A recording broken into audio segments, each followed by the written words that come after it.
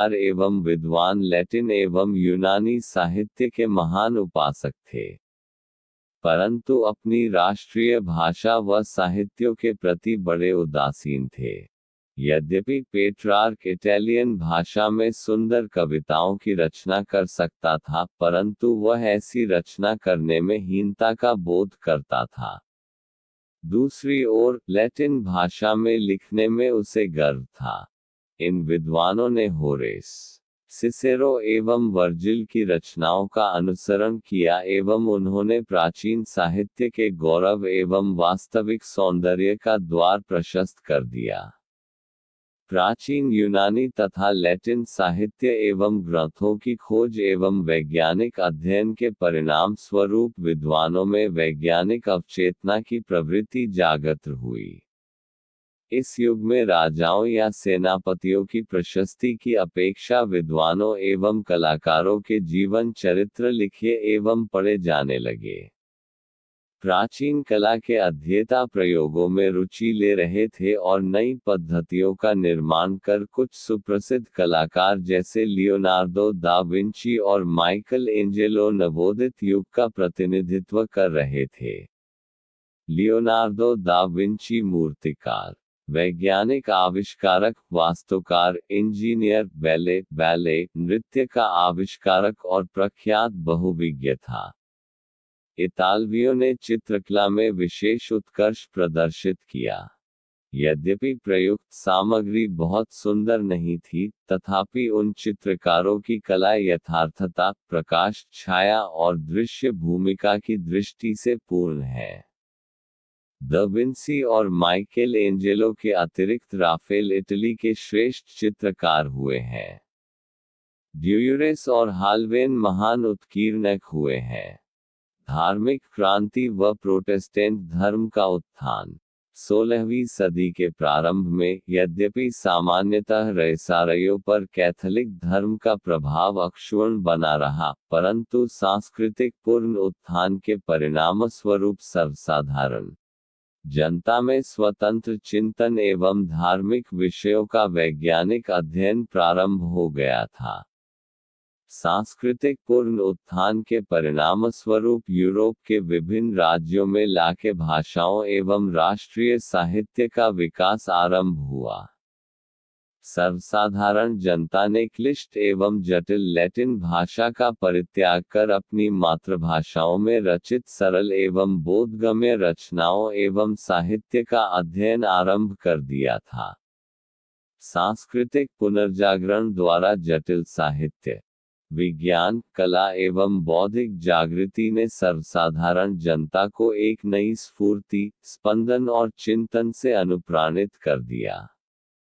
अतः सदियों से प्रचलित कैथोलिक धर्म के निर्देशों एवं अधिकारों का पालन करने के लिए अब लोग तैयार नहीं थे। अब वे कैथोलिक चर्च के अधिकारों एवं निर्देशों का विरोध करने लगे। क्योंकि कैथोलिक चर्च का नैतिक स्तर काफी नीचे गिर गया था, अब चर्च की कटु आलोचनाएं होने लगी एवं चर्च के विरुद्ध आक्षेप एवं आरोप होने लगे।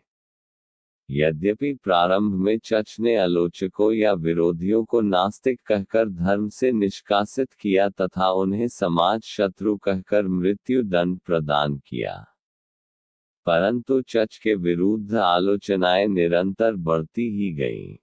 वस्तुतः चर्च के विरुद्ध आलोचनाएं आधुनिक युग के आगमन एवं मध्ययुग की समाप्ति की सूचक थी। 16वीं सदी के प्रारंभ तक यूरोप में सर्वथा नवीन वातावरण उत्पन्न हो चुका था। अब संदेहवाद एवं नास्तिकता की उत्तरोत्तर वृद्धि हो रही थी, जो कालांतर में कैथोलिक ईसाई जगत के लिए बड़ी घातक सिद्ध हुई। 16वीं सदी के प्रारंभ में उत्पन्न हुई नवीन जागृति ने एक महान धार्मिक क्रांति उत्पन्न कर दी, जिसके परिणामस्वरूप कैथोलिक ईसाई चर्च के परंपरागत अधिकारों के विरुद्ध सशस्त्र तथा सक्रिय विरोध आंदोलन प्रारंभ हो गया। यही आंदोलन धर्म सुधार के नाम से प्रख्यात है। आधुनिक युग के प्रारंभ में नवोत्थान ने मनुष्य के बौद्धिक विकास का पथ प्रशस्त कर दिया एवं स्वतंत्र चिंतन पद्धति को जन्म दिया। मार्टिन लूथर द्वारा जर्मन भाषा में बाइबल धर्म ग्रंथ का अनुवाद एवं प्रकाशन धर्म सुधार एवं प्रोटेस्टेंटिज्म आंदोलन के लिए सबसे महत्वपूर्ण एवं सहायक कारण सिद्ध हुआ। विभिन्न क्षेत्रों में पुनर्जागरण संपादित करें। रिनेसां का अर्थ पुनर्जन्म होता है। मुख्यतः यह यूनान और रोम के प्राचीन शास्त्रीय ज्ञान की पुनः प्रतिष्ठा का भाव प्रकट करता है। यूरोप में मध्ययुग की समाप्ति और आधुनिक युग का प्रारंभ इसी समय से माना जाता है। इटली में इसका आरंभ फ्रांसिस्को पेट्रार्क 1304-1367 जैसे लोगों के काल में हुआ, जब इन्हें यूनानी और लैटिन कृतियों में मनुष्य की शक्ति और गौरव संबंधी अपने विचारों और मान्यताओं का समर्थन दिखाई दिया। 1453 में जब कुस्तुनतुनिया पर तुर्कों ने अधिकार कर लिया, तो वहां से भागने वाले ईसाई अपने साथ प्राचीन यूनानी पांडुलिपियां पश्चिम लेते गए।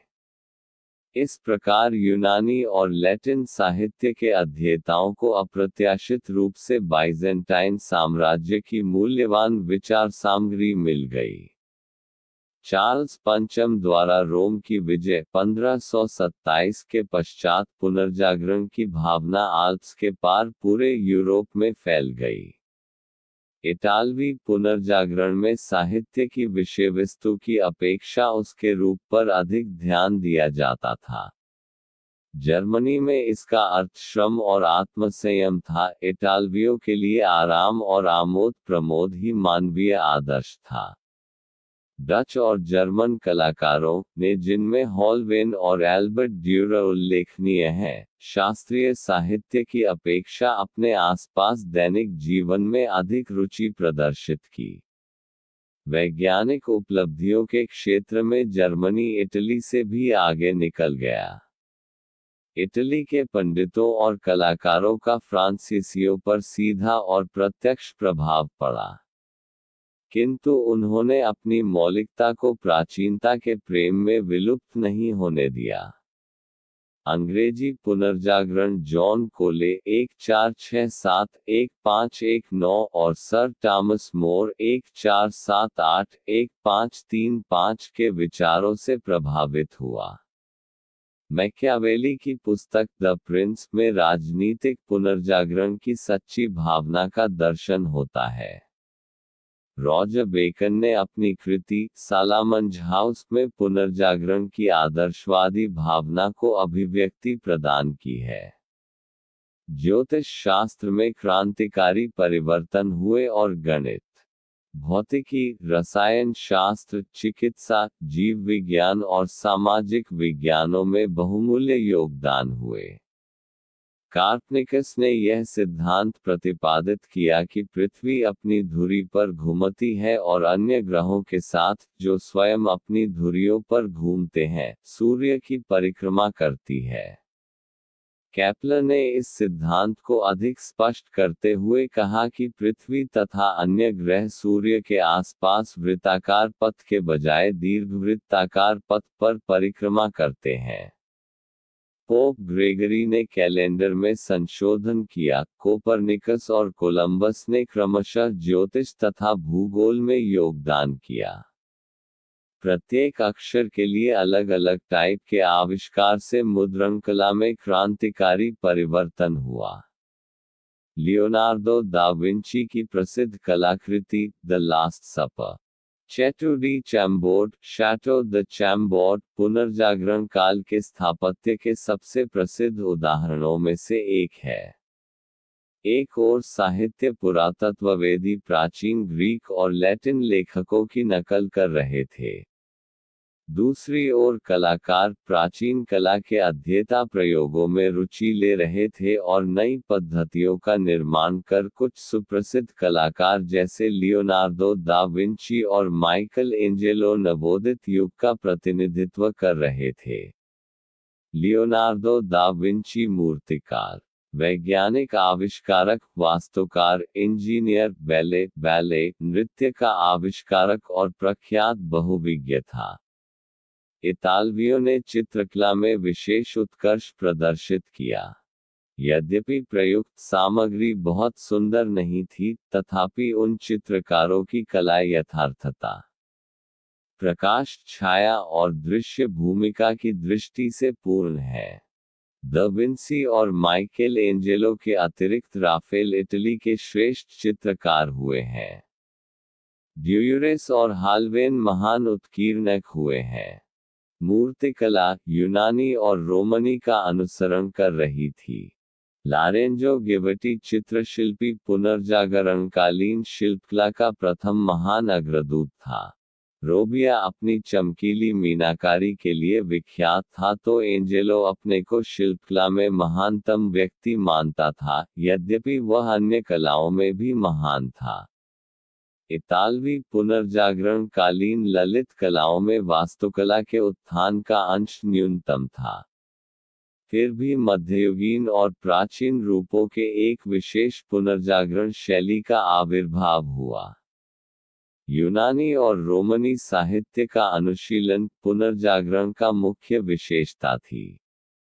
प्रत्येक शिक्षित यूरोपवासी के लिए यूनानी और लैटिन की जानकारी अपेक्षित थी, और यदि कोई स्थानीय भाषा का प्रयोग करता भी था तो वह उसे क्लासिकल रूप के सदृश क्लासिकल नामों, संदर्भों और उक्तियों को जोड़ता और होमर, मैक्स्थनीज, वर्जिल या सिसरो के अलंकारों, उदाहरणों से करता था।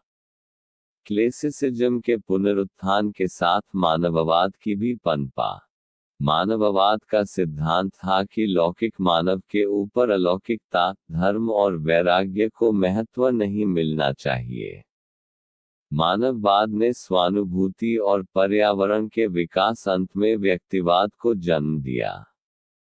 15वीं शती में एक तीक्ष्ण मानववादी इतिहासकार लोरेंजो वाला ने यह सिद्ध किया कि सम्राट कॉन्स्टेंटाइन का चर्च को तथाकथित दान डोनेशन ऑफ कॉन्स्टेंटीन वास्तव में जालसाजी था।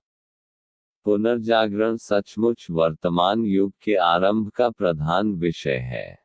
साइमंड्स के अनुसार यह मनुष्यों के मस्तिष्क में परिवर्तन से उत्पन्न हुआ। अब यह व्यापक रूप से मान्य है कि सामाजिक और आर्थिक मूल्यों ने व्यक्ति की जीवनधारा को मोड़ते हुए इटली और जर्मनी में एक नए और शक्तिशाली मध्यवर्ग वर्ग को जन्म दिया और इस प्रकार बौद्धिक जीवन में एक क्रांति पैदा की। पुनर्जागरण और सुधार आंदोलन के विषय में चर्चा करते हुए साइमो ने इन दोनों के बीच घनिष्ठ संबंध सिद्ध किया। किंतु लॉर्ड एक्टन ने साइमो की आलोचना करते हुए दोनों की मूल भावना के बीच अंतर की ओर संकेत किया। दोनों आंदोलन प्राचीन परंपराओं से प्रेरणा करते थे और नए सांस्कृतिक मूल्यों का निर्माण करते थे।